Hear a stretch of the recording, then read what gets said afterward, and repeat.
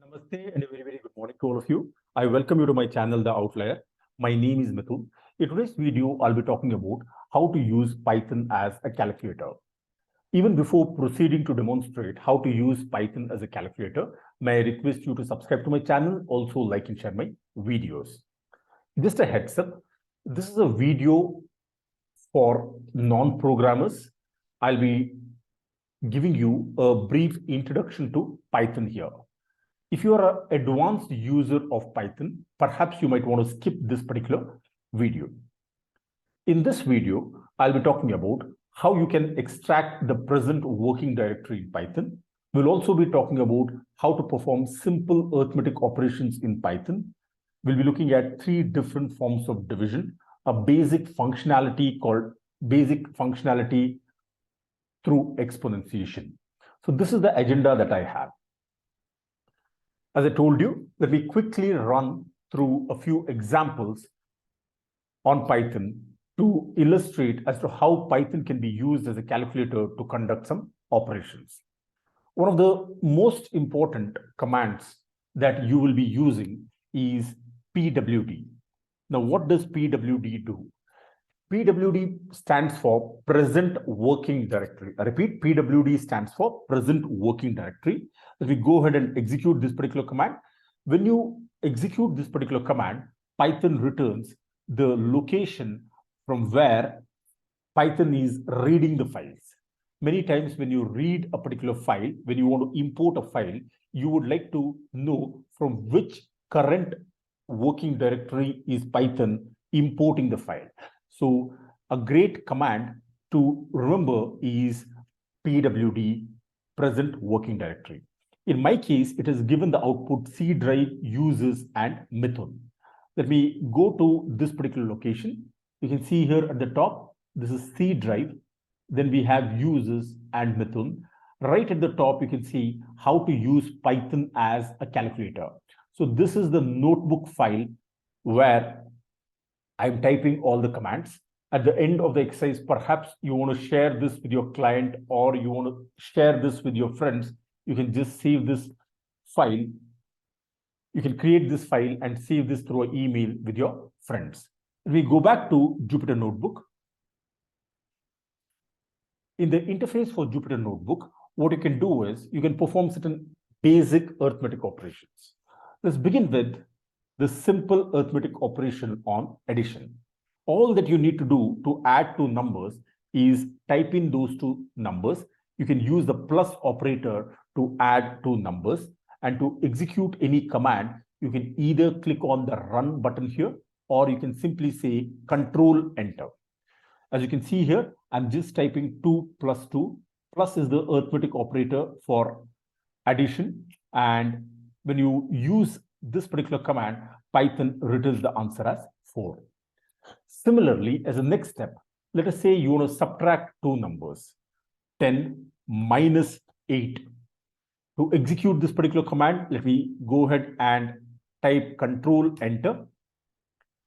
10 minus 8 will return the answer of 2. You can see here, it's very user-friendly. You don't need to remember any technical words and such things in Python. Python is a very user-friendly programming language. Unlike perhaps Java or any of the other programming languages, you'll always have a better experience with Python, which is very simple, user-friendly, and gives the answer very quickly. Let's now look at the third operation, which is multiplication. Now, when you want to multiply any two numbers, let's say 5 multiplied by, let's say 4, you can use the asterisk symbol or simply the star symbol to multiply any two numbers. 5 multiplied by 4, you can see here in the output, Python gives the answer as 20. Now, when it comes to addition, subtraction, and multiplication, it's pretty straightforward as to how we can add, subtract, and multiply numbers.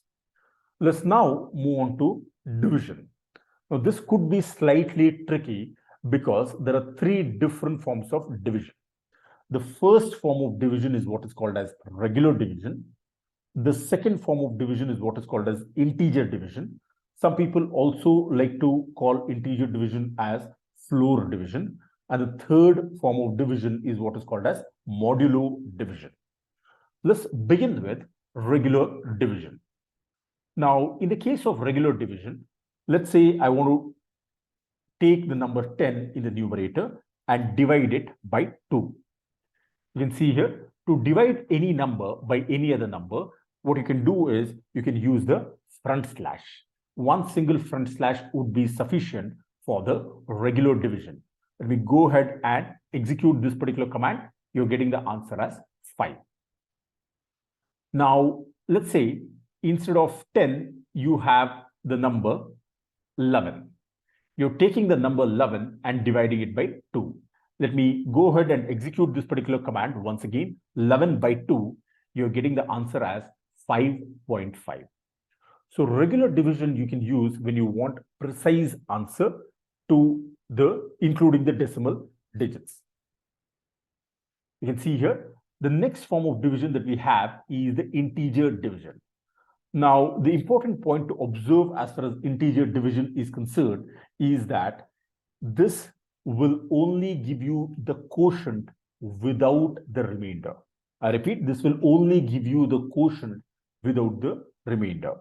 Now, to perform the integer division, you can take any number, let's say 10 here in the numerator, instead of using one front slash. If you use one front slash, Python will do a regular division. Remember, I'm not doing a regular division, I'm doing an integer division or a floor division. I would like to use one additional front slash here. So effectively, you're taking the numerator and using two front slashes, and this front slash is followed by 3. If we go ahead and execute this, here you can see Python displays the answer as 3. Why 3? Because 3 times 3 is 9. The remainder is 1. In the case of integer division, you will not get the remainder. It only displays the quotient. Since the quotient of this division is 3, we are getting the answer as 3. So this is the difference between your regular division and integer division. Let's now move on to the third type of division, which is called as the modulo division. Let me use the same number 10, but instead of using either the front slash or, my apologies, instead of using one front slash or instead of using two front slashes, what I'd like to do is I like to use percentage symbol 10% 3. What this does is this will give you the remainder of the division. This will not give you the quotient. This will give you the remainder of the division. When we go ahead and execute this particular command, you'll get the answer as 1. Why? 10 is in the numerator. You're dividing this by 3, which is in the denominator. 10 by 3. 3 times 3 is 9. 10 minus 9 is 1. The answer 1 is being displayed here. So these are the 3 different types of division. The first being regular division, the second being integer division, and the third one being modulo division. Depending upon the purpose of analysis, you can use one of these 3 forms of division. Let's now move on to exponentiation. Many times we would like to square numbers or cube numbers. In Python, let's see how you can take a number and square a particular number. Let's say I want to find the square of 5. I can simply take 5. 5 is in the base. You can use asterisk mark twice and type 2. This simply means that we are taking the number 5 and we are asking Python to raise it to the power of 2. So effectively, we are checking for 5 square. And when I go ahead and execute this, you'll get the answer as 25. Just as you squared a number, you can also cube a number. In the case of cube, I'm using the same number 5 in the base. I can raise it to the power of 3 here. Control Enter. You are getting the number as 125. 5 cube is simply 5 into 5 into 5. 5 5s are 25. 25 into 5 would be 125. Let's say you want to further take the number and raise it to the power of 4. 5 multiplied by 5, which is again multiplied by 5, again multiplied by 5. 5 multiplied by itself 4 times. So here you can see the answer is basically 625. So this is how you can take either the power or cube of any number. Take the number, put the number in the base in the beginning, put 2 star marks, and you can raise it to any other digit. As you can observe, so far, I was working with numbers directly. Made be addition, I added 2 numbers, 2 plus 2, got the answer as 4. In the case of subtraction, I performed these operations directly. There's one other way in which you can perform arithmetic operations in Python. Let us say you want to add 2 numbers, 2 plus 3. But here, what I'm going to do is 2 plus 3 is 5. The value of 5 I will be saving in an object called as x. So this is the object that I'm going to create. What's an object? Think of an object like a container. It's like a container or a basket which consists of the result that you're performing in the right-hand side. You have the equal to sign. Equal to sign is acting like the assignment operator. I repeat, equal to sign is acting like the assignment operator. So when you take 2 and 3, you get the answer as 5. The value of 5 is saved in the object. It is saved in the object x. Let me go ahead and execute this particular command. I'm not getting any error, which means that I have successfully executed this particular command. Now, to display what is in x, what you can do is you can write a simple print function and pass the object name x inside the print function. Let me go ahead and execute this particular command. You're getting the answer as 5. So at the back end, what's happening is Python is going to take these 2 numbers, perform the arithmetic operation. The result of the operation is saved in an object called as x. This particular object you're calling inside the print command. So it's a very simple way of performing arithmetic operation. But remember, we are creating objects. Next, let me subtract 2 numbers. Let's say 5 minus 3. I'm going to save this in an object which is called as y. So y equals 5 minus 3. I'm going to go ahead and execute this particular command. To print the output of this operation, you can use the print command. Print of y. If we go ahead and execute this, you can see Python displays the output as 2. 5 minus 3, which is 2, is saved in an object y. And when you print the output of y, you're getting the answer as 2. Further, let's now look at how to perform multiplication. I'll take the number 4, multiply it by 5. The result is 20, which I will be saving in an object which is called as z. So z equals 4 times 5. If we go ahead and execute this, to print the output of z, what you can do is print of z. You're going to use the print command and pass the object name, namely z.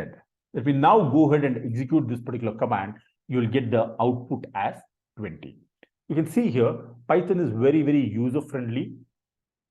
And therefore, many of the commands that you see here, it could be print or it could be some of the other commands like maximum, minimum, box plot. They are just like the words that we use in spoken English. Now, the last command would be for basic division. I can take the number 10, divide it by 2. I'm using one single front slash, which means that Python will perform a regular division here. I can save this as W. What I can do now is simply say print of W. If we go ahead and execute this particular command, you can see 10 divided by 2 is 5, and Python prints the output as 5. So in this video, I was talking about how we can get started with Python. This is a video for non-programmers. We looked at some of the basic arithmetic operations like addition, subtraction, multiplication, the 3 forms of division. Then we moved on to exponentiation. And also we looked at how we can create objects in Python. With this, I have come to the end of today's video. I request you to subscribe to my channel, also like and share my videos. Thank you very much for watching this particular video. Have a great day ahead.